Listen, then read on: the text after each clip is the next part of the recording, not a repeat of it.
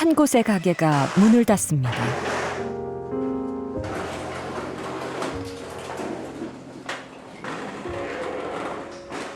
이번엔 식당입니다. 원숭이는 승만한 원숭이는 이길 수 있어요? 네. 커피 잘하세요. 네. 직장에서 조기 퇴직한 남편과 창업한 지 6년 만입니다. 집값 얼마나 받는데? 이거요? 120. 이태리가 얼마나 받죠? 8,000원 얼마.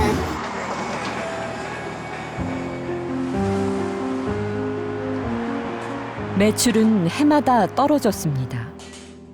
거의 반토막이라고 봐야 돼요. 사람들이 점점 돈이 없는지 무슨 특별한 날이나 먹지 그 6,000원짜리를 못 먹더라니까. 가족끼리 운영해 인건비를 줄인 덕에 그나마 오래 버틸 수 있었다고 합니다. 제일 쉬운 게 음식점이라 생각하고 차리면 ಬೇಕಾ들이 다 망하더라고요. 2년을 못 가는 거예요. 철거한 주방 집기가 산더미처럼 쌓여 있습니다.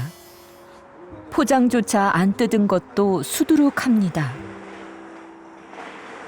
나이 드신 분이 가면 앉아가 울고 계시는 데가 많아요. 젊은 사람들은 괜찮지만 나이 먹은 사람들은 힘들단 말이에요. 그때가 안 좋지. 자영업자 상당수는 한국 전쟁 직후 태어난 이른바 베이비붐 세대. 직장에서 밀려나 생계형 창업에 나선 경우가 많습니다. 어떤 형태든 간에 경제활동 하지 않으면 어쨌든 좀 어려운 상황이 있고 하니까 그러면 계속 뭐 두들겨 봐야죠. 이대로 있을 수는 없고 그렇잖아요. 난 또 가장으로서 해야 될 일이 있으니까.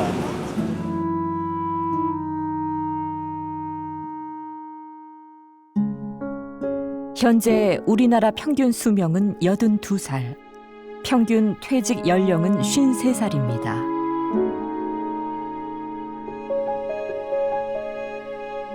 인생 이모작이 필수인 시대입니다. 네.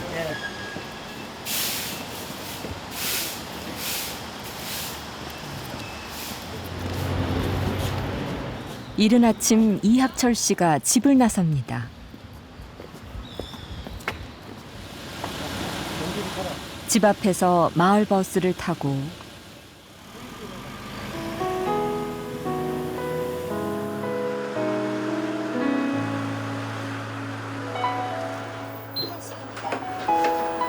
시내 버스로 갈아탑니다.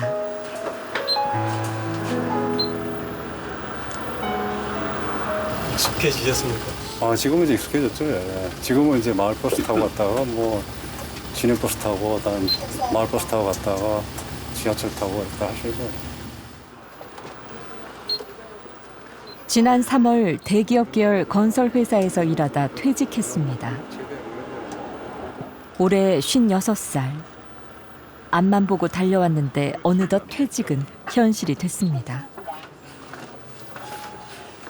벌써 그렇게 실감이 나세요? 실감이 나죠. 왜냐하면 수입 자체가 이따가 준다는 게 굉장히 크죠. 고정적으로 나가는 부분을 뭔가 커버를 해야 되는데 커버가 안 되니까.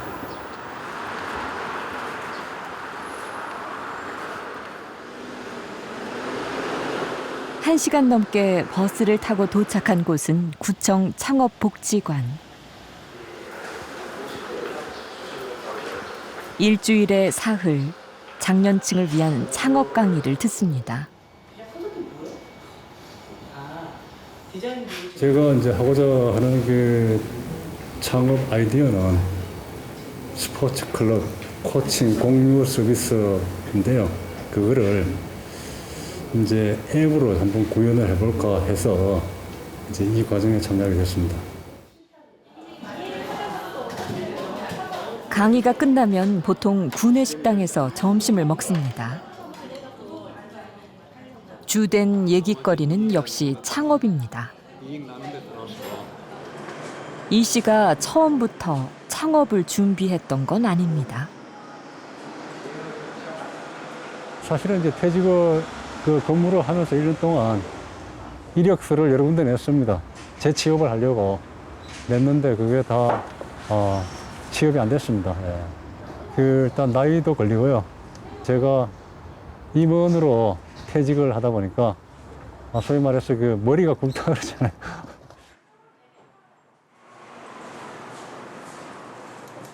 주변에 반대도 많았지만 마냥 손을 놓고 있을 수만은 없었습니다.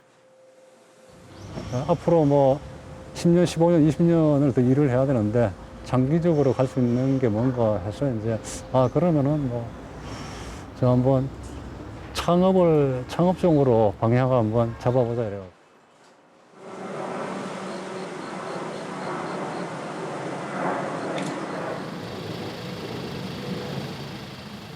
여보, 차 한잔 합시다. 그래. 이 씨 아내는 전업주부입니다. 창업을 하든 뭐 해야 될 것 같은 생각이 들어요. 약속을 지켜야지. 뭐 다시 잘 보내는 게 어떤 뜻인지 알지, 당신? 뭐 잘 보낸다는 게뭐 나가주는 거야, 나가주는 거. 삼시세끼 집에서 먹으면 안 되고 그럼 죽음이지. 좀 집에서 나가지고 뭐 그런 거지. 당연하지. 나가야 돼. 서로 안 보는 게 상책이지. 지금쯤이면은 저 10년 전에만 나왔어도 기반을 잡지 않았던가 뭐 이런 생각이 들어요. 원래 밝고 활달한 성격의 아내지만 요즘엔 걱정이 많이 늘었습니다. 옛날에 70까지 돈 벌어온다고. 어떻게 된 거야, 이거 도대체. 약속을 이제 지켜야지. 어쨌든 뭐 다시 이제 또 준비해서 할 일을 찾아야지. 할 일을 찾아서 이제 꾸준하게 해서 좀 70세가 아니고 뭐 75세, 80세까지 일을 해야지 뭐. 퇴직을 예감하고는 있었지만 막상 닥친 남편의 퇴직은 큰 충격이었습니다. 모든 게 끝난 것 같은 기분, 아무 생각이 안 들어요. 예상은 했지만 기간도 이미 알고 있었고 했지만 참 안 됐다는 생각을 진짜.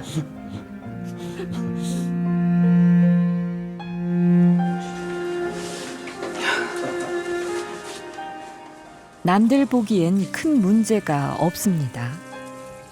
빚 없이 서울에 집이 있고 퇴직금도 받았습니다. 다 자란 아들과 딸은 모두 직장에 다닙니다. 그래도 불안감은 쉽게 가라앉지 않습니다. 남이 우리를 보는 거하고 내가 느끼는 그런 경제적인 환경은 굉장히 틀린 것 같아요. 저번에 남편하고도 그런 얘기 했어요.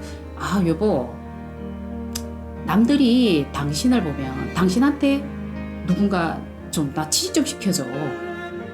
그렇게 얘기할, 밖에서 보면 그런데 우리는 당신이 어디 나가서 나 어떻게 좀 해줘. 이럴 입장 아니냐 서로.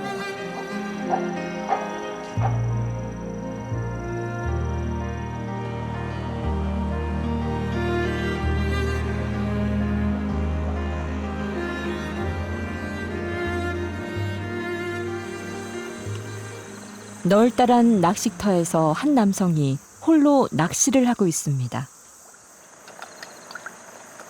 낚시터 주인 임선용 씨입니다. 이 넓은 낚시터에 주인이 혼자 낚시를 한다고 생각을 해보시면은 어떻겠습니까? 마음 심정이. 투자는 수억씩 투자해놓고 여기다가 내가 투자를 많이 했거든요. 올해 61살인 임 씨가 이곳에서 낚시터 사업을 시작한 건 15년 전입니다. 초기엔 손님이 꽤 찾았습니다. 처음에는 맨 처음에 영업해가지고 2, 3년, 3, 4년까지는 주말 되면은 찾을 데가 없었어요. 주말 되면은 그렇게 많았어요. 주변에 하나둘 경쟁 업체가 생기면서 손님이 줄기 시작했습니다. 요즘은 일주일에 손님 5-6명을 받기도 힘들다고 합니다. 한 달 수입은 30만 원이 안 됩니다. 손님 자꾸 떨어지니까 의욕이 없습니다. 의욕이. 나이 먹어가지고 의욕을 상실하면은 그건 죽은 목숨이나 마찬가지예요. 지금 제가 의욕을 상실한 상태야. 그거 어떻게 먹고 사느냐? 여름에 에어컨 달려다녀요.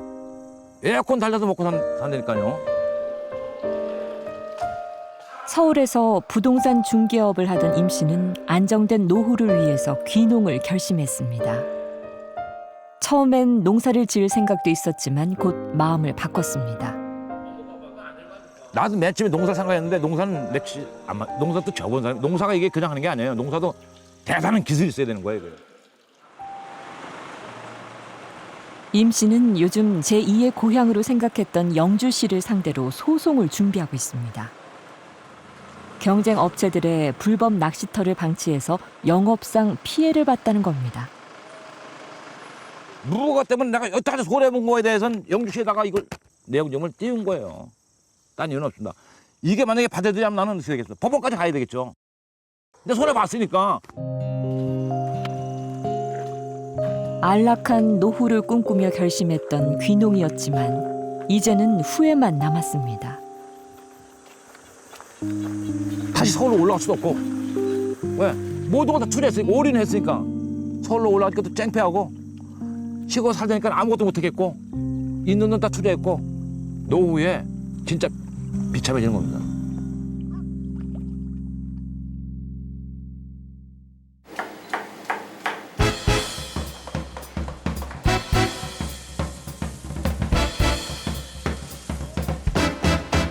서울 시내 한 창업 강좌.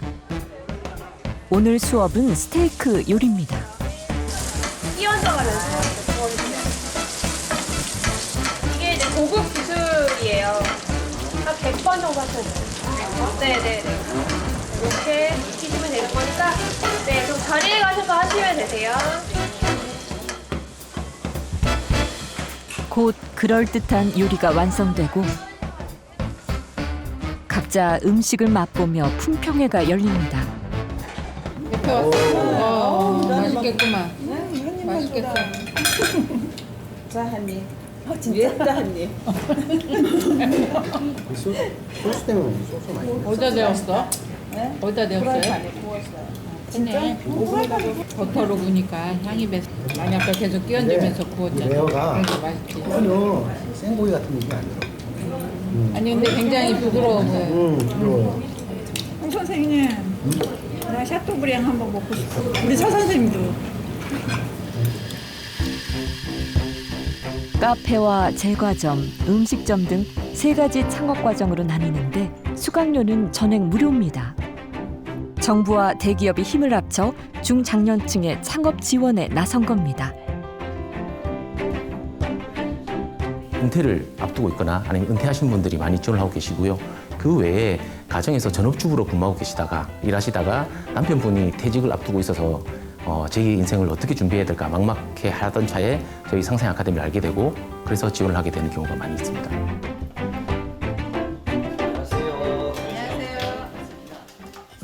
저는 59년생이고요. 이름은 오선혜라고 합니다. 55년생이고요. 과거에 금융 쪽에 직장 생활을 하다가 은퇴해서 저는 53년생이고요. 그냥 가정주부로 있었어요. 안녕하세요. 저는 이름은 차희숙입니다.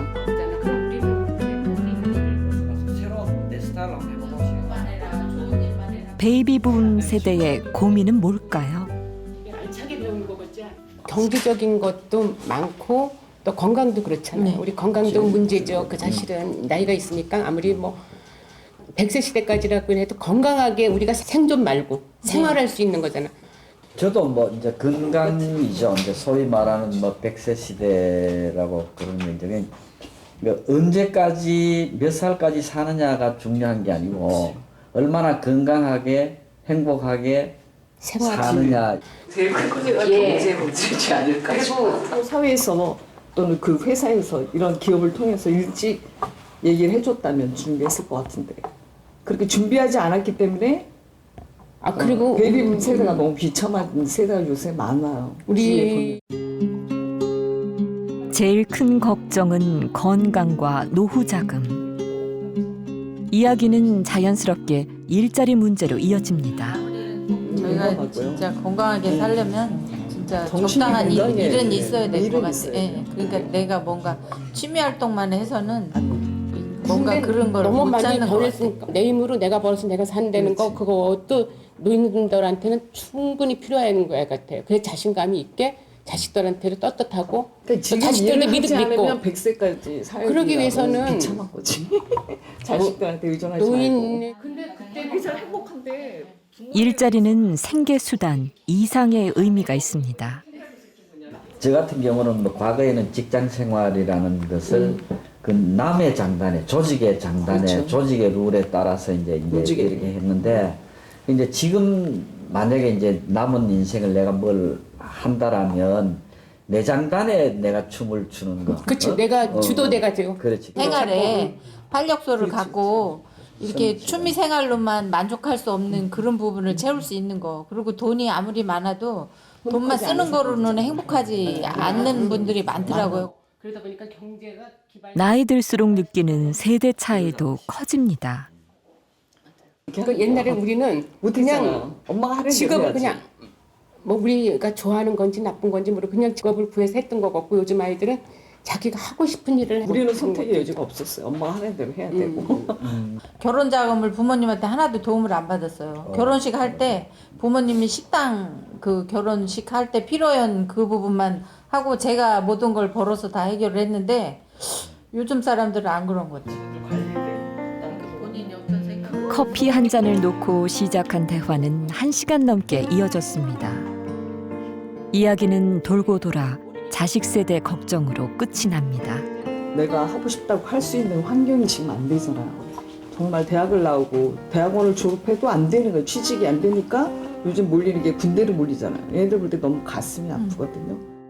저희 때는 그래도 열심히 노력하면 성공할 수 맞아요. 있는 그런 기회가 많았는데 지금 없어요. 지금은 너무 경쟁 시대다 보니까 남보다 진짜 뛰어나서 상위 1%에 들지 들어가지 않으면 않으면 성공하기 어려워.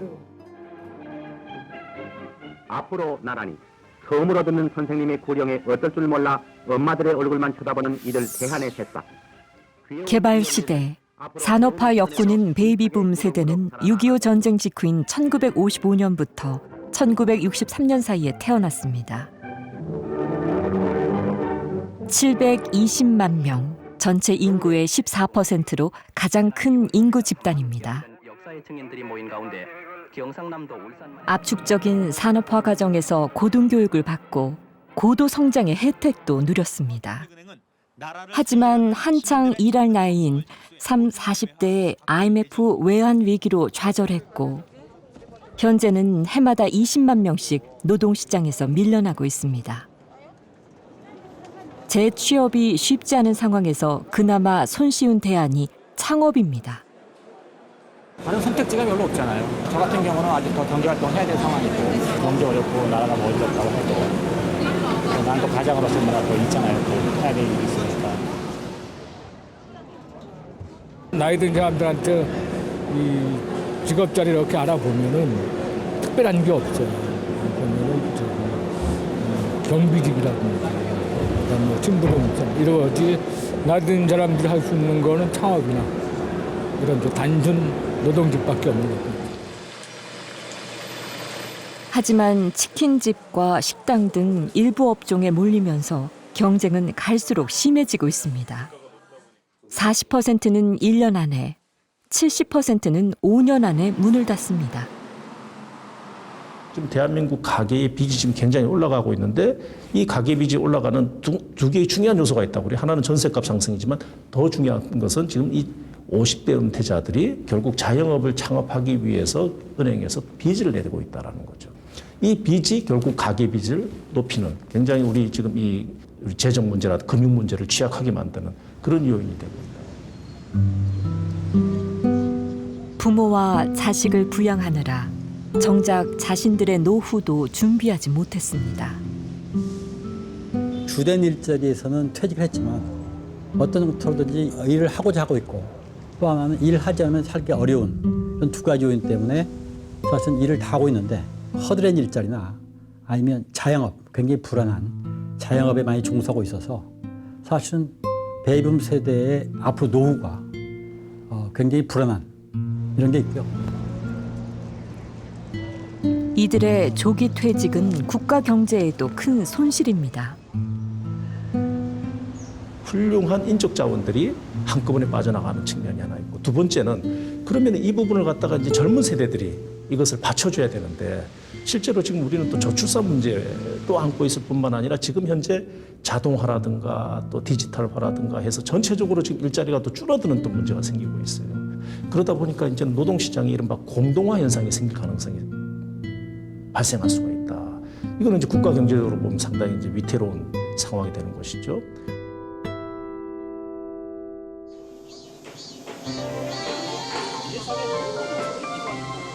우리 그 인천 수목원은 한 7만 평 정도 됩니다. 7만 평 정도의 이 공간에 1,000종 정도.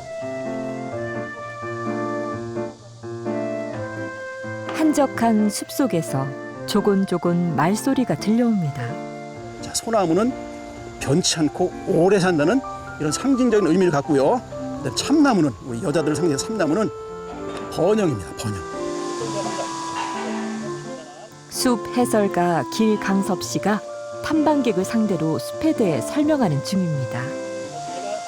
사실 제가 아까 소개를 못 드렸는데 저는 옹달샘 주교사고요. 보조교사가 같이 따라왔습니다. 얘가 보조교사.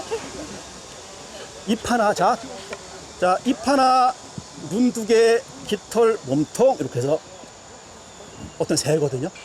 이 새가 보조교사예요. 자, 보조교사 딱딱으로 인사드립니다. 안녕하십니까?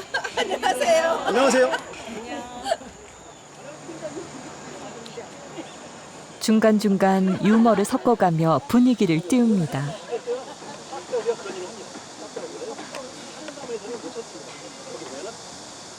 세상의 모든 소리를 합쳐가지고 나는 소리가 대나무가 바람에 흔들리는 소리라고 해요. 그래서 이 대나무 서걱이는 소리를 가지고 치료에 이용하고자 하는 이런 움직임이 굉장히 지금 확대되고 있습니다. 쭉 한번 나와보실게요. 육군 대령으로 30여 년 군 생활을 마감한 베이비 부머 길강섭 씨. 3년 전부터는 숲 해설가로 변신해 제2의 인생을 살고 있습니다. 옛날에 내 경력, 옛날에 쌓았던 지식 가지고 또 뭔가 연장한다는 것이 썩 내키지 않았어요. 새로운 일을 시작을 해보자 해서 국리를 하던 차에 마침 정부에서 그 얘기를 했습니다. 왜냐면은 남북 간에 그 비무장지대에 세계 평화공원을 만들자라는. 전문 자격증을 따기 위해 1년 넘게 열심히 공부했고 지난해 5대1의 경쟁을 뚫고 취업에도 성공했습니다. 6살 먹은 어린애가 이런 질문하는 거예요. 선생님, 이끼는 왜 잘하는 거예요? 저는 순간적으로 막 딱 맞은 것입니다. 답변을 못 하겠더라고요. 단순한 지식만 가지고 충족되는 문제가 아니고 개인적으로 공부를 많이 되는 문제예요. 한 달 월급은 100만 원이 조금 넘습니다. 최저임금 수준이지만 만족도는 월급에 비할 바가 아닙니다. 퇴직해서 할 일 없어서 이제 결국은 여기 와서 소일하는 분들이 많이 있습니다. 그분들 생각은요, 노는 것이 곧 지옥이다라는 거죠. 뭐라도 해야 된다라는. 급료를 주지 않아도 좋다. 그러니까 일할 수 있는 기회를 줬으면 좋겠다. 저희는 돈도 받으면서 할 수 싶으면 하는 거거든요.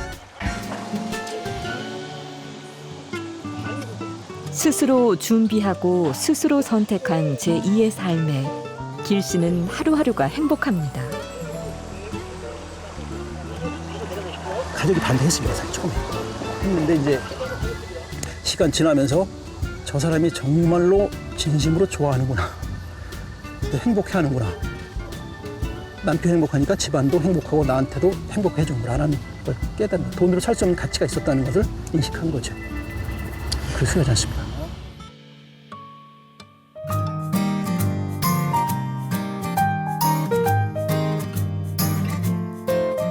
단순하지만 강렬한 색채. 유화처럼 보이지만 사실은 태블릿 PC로 그린 디지털 그림입니다. A는 살리고 구름을 살리고 사인을 살리고 바탕을 살리고 오면은 다시 이런 하나의 그림이 되는 거죠. 이렇게.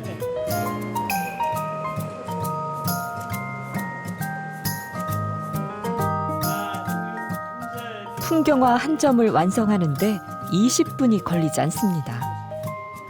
그림을 그린 정병길 씨는 정식으로 배우지는 않았지만 학창 시절부터 그림에 관심이 많았습니다. 3년 전 퇴직하고 나서 우연한 계기를 통해 평소 꿈꾸던 화가 인생을 시작하게 됐습니다. SNS를 배우러 다녔어요. 그런데 이제 그 이야기 도중에 내가 그 평소에 그림을 좀 그리고 전시회도 개인전도 열었다. 그러니까 그래요. 그러면은 좀 좋은 그림에 태블릿 PC에 좋은 앱이 있다. 그래서 이제 그 좋은 그림 앱을 소개를 받아가지고 거기서 그림을 그리게 된 것입니다. 이건 다른 앱인데. 시간이 지날수록 태블릿 PC 그림만의 매력에 푹 빠졌습니다. 제주도 가서 유화 그림을 좀 그려야 되겠다 하면은 유화 그림 물감 위에 팔레트 배낭에 넣고 캠퍼스 이제 들고 오면은 거의 그 골프 치러 가는 그 수준 장비들을 가지고 와야 되는데 이건 그 뭐 태블릿 PC나 그 스마트폰 요즘 그 스마트폰에도 그 좋은 앱들을 많이 깔아서 그림을 직접 그릴 수가 있거든요. 프린팅 기술의 발달로 입체감 있는 그림 출력이 가능해지면서 활용도도 더 커졌습니다.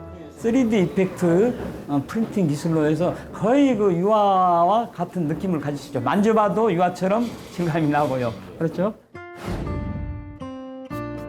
10차례 전시회를 연 정 씨는 국내 최초의 태블릿 PC 화가가 됐습니다. 전에 없던 새로운 직업을 스스로 만든 겁니다. 이거는 파신다면 얼마에 파십니까? 유화 같으면은 뭐 모델도 1000여만 원 호가해야겠지만 디지털 그림이니까 뭐 한 그 150에서 200 해도 되지 않을까 이렇게 그렇게 또 이제 판매도 했고요. 해돌리기 해서 하나만 그리고 근데 이렇게 두 손으로 이렇게 좀 줄여보세요. 안 그러면 처음 기억이 안 나요. 입소문이 나면서 그림을 배우겠다는 사람도 생겼습니다. 자치단체 문화센터 강좌나 강의를 통해 그림 알리기에도 나서고 있습니다. 정 씨처럼 새로운 직업을 만드는 이른바 창직은 베이비붐 세대의 일자리 대안으로도 떠오르고 있습니다. 기존 그림들에 대해서 좀 일반인들이 좀 어렵게 접근하는 경향이 있습니다. 요 모바일 그림은 이 스마트폰에도 그릴 수 있고 이렇게 간단한 태블릿 PC에도 그릴 수가 있으니까 그 여러분들과 이렇게 접촉이 가능하고 여러분들에게 그 그림을 즐길 수 있도록 해서 함께 어우러지는 삶, 그런 그 함께 즐기는 삶, 그런 방향으로 나가고 싶습니다.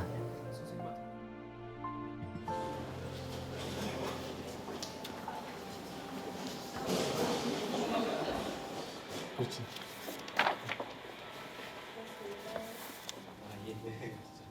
여러분 집에다 2D 프린터 갖고 계시죠? 얼마나 편하십니까? 칼라 프린트 있을 거고 복각기도 있을 거고. 자, 그 옆에 3D 프린팅 하나 있으면 여러분들이 생각을 조형물로 만들어줄 수 있습니다. 국내 분이 올린 게 아니고 해외 분이. 중장년층을 대상으로 3D 프린팅 등 신기술 분야 창업을 소개하는 강좌입니다. 이학철 씨도 수업을 듣고 있습니다. 건설 부분만 이제 그 시각을 갖고 있고 다른 분야를 몰랐는데 전반적으로 내가 몰랐던 이런 부분도 있구나 하고 여러 가지 이제 새로운 그 사업 기회가 있지 않나 뭐 이런. 일주일에 한 번 12주 동안 진행되는 강좌 참가비는 6만 원 실비 수준입니다. 서울시에서 출연한 서울 50플러스 재단이 운영하는 창업 강좌입니다. 어떤 그 체계적인 인큐베이터 역할을 해줄 수 있는 그런 그런 환경들이 또 그런 제도들을 잘 모르고 있었다가 이 프로그램을 이렇게 알게 됐고 프로그램에 대한 부분들을 접하면서 잘 돼 있구나 하는 생각이 들었어요. 지난 4월 문을 연 캠퍼스에서는 50대 이상 장년층을 대상으로 일자리 구하기와 창업, 사회 참여 등 다양한 활동을 지원하고 있습니다.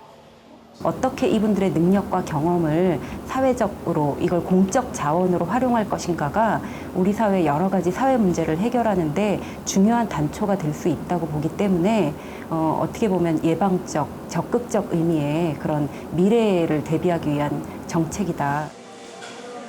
급속한 고령화 추세 속에서 베이비붐 세대의 역할에 주목하는 지방정부도 늘고 있습니다. 민간에서 하고 있던 것들이 조금 더 프로그램 중심이라면 서울시는 이거를 정책으로 확장하면서 어떤 새로운 맞춤형 콘텐츠를 개발하고 확산하고 서울시가 시작을 하다 보니 지금 다른 지방정부에서도 이런 중장년층과 관련한 특화 정책들이 속속 발표되고 있습니다. 중앙정부도 오래전부터 관련 대책을 발표해 왔습니다. 하지만 실질적인 변화를 체감하기는 어려운 게 현실입니다.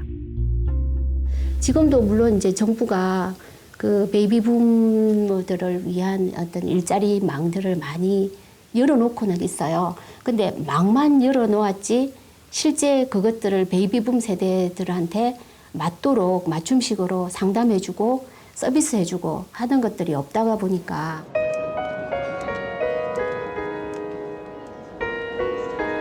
충전소 일도 해봤고 아파트 경비 일도 해봤고 여러 가지 경험을 쌓고 하는 와중에 좀 생산직이나 경비 일을 하더라도 조금 장기적으로 할 수 있는 것을 찾아보고자 오늘 왔습니다. 일자리 박람회를 찾은 61살 이윤재 씨는 4년 전 운영하던 학원을 그만두고 안정적인 일자리를 알아보고 있습니다. 하지만 늘 나이가 걸림돌입니다. 여기는 자격제한은 없는데 막상 가서 보면은 한두 살이라도 더 젊은 사람들을 더 뽑게 되죠. 오늘도 용기를 내 지원서를 제출해 봅니다. 공장에서 일을 해보셨어요? 뭐 공장에서 생산직으로 일단은 해보지는 않았죠. 다만 이제 그런 단순 노동 같은 것을 할 수가 있습니다. 충분히 이럴 수 있는 그 능력이 되는 것 같으니까는 다른 곳이라도 잘 봐가지고 채용할 수가 있으면 바로 연락을 해주겠다고 그렇게 얘기를 했습니다. 하지만 현실의 벽은 여전히 높습니다. 저희 기준은 이제 55세거든요. 이번에 60세가 좀 넘으셨어요. 그러다 보니까 저희 기준에는 맞지가 않습니다. 그리고 이분이 그동안 하셨던 일 자체도 그러니까 저희는 생산직 위주를 뽑고 있는데 거기에 좀 맞지가 않으세요.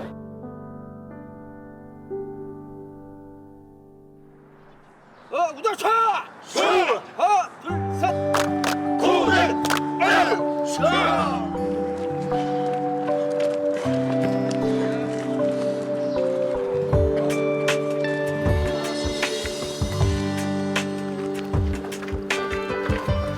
매주 일요일 아침 이학철 씨는 미사리 조정 경기장을 찾습니다.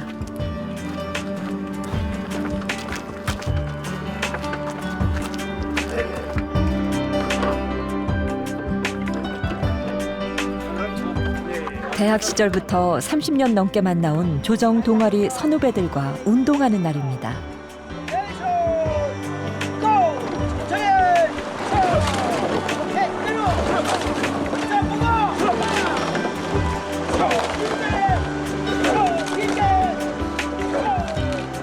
숨이 턱 밑까지 차오르고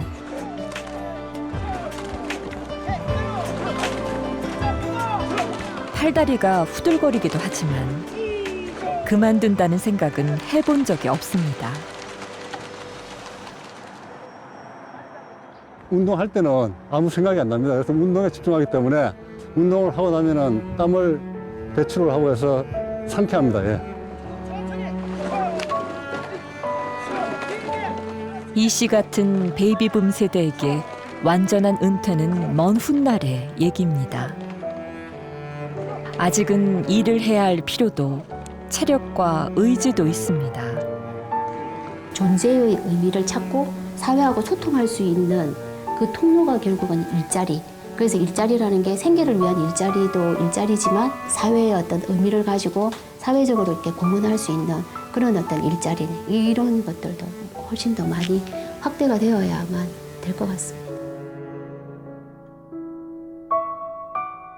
국민연금이라든가 퇴직연금이라든가 이런 어떤 소위 노후소득 보장제도가 또 뒷받침이 되어서 조금 더 안정적으로 사회봉사활동을 한다든지 자원봉사활동을 한다든지 이렇게 사회에 기여할 수 있는 그런 어떤 이 시스템이 만들어져야 되는데 지금까지 보면은 굉장히 양극화되어 있어요.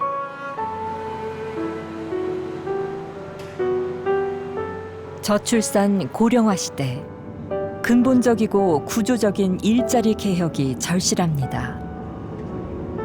이 토론을 통해서 공론을 모아서 앞으로 지속 가능하고 이런 사회를 우리가 어떻게 만드나겠지. 그리고 그런 게 가능하게 하기 위해서 우리 고용을 어떻게 바꿔야 할지.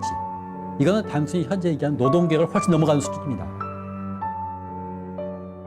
젊었을 때와 나이가 들었을 때 그 능력의 차이에 따른 세대 간 분업을 한 번 더 하면 효율을 엄청나게 올릴 수 있다는 거죠. 패션 디자인, 산업 디자인, 회계, 재무 이런 거를 잘할 수 있는 능력을 유동지능이라고 부르고요.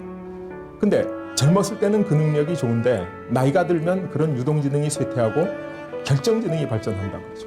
결정지능은 경험과 경륜에 의해서 판단력이 좋아지고 인내심이 생기고 이해력이 생기고 이렇게 된다는 거죠.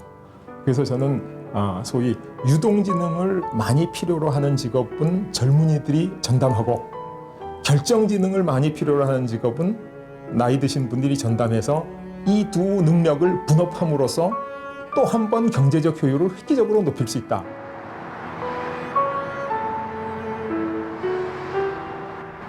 유례 없이 빠른 고령화는 우리 사회가 직면한 큰 위기입니다. 베이비붐 세대는 위기를 심화시킬 수도 반대로 위기를 해결하는 주역이 될 수도 있습니다. 100세 시대, 노후는 길고 선택의 시간은 많지 않습니다.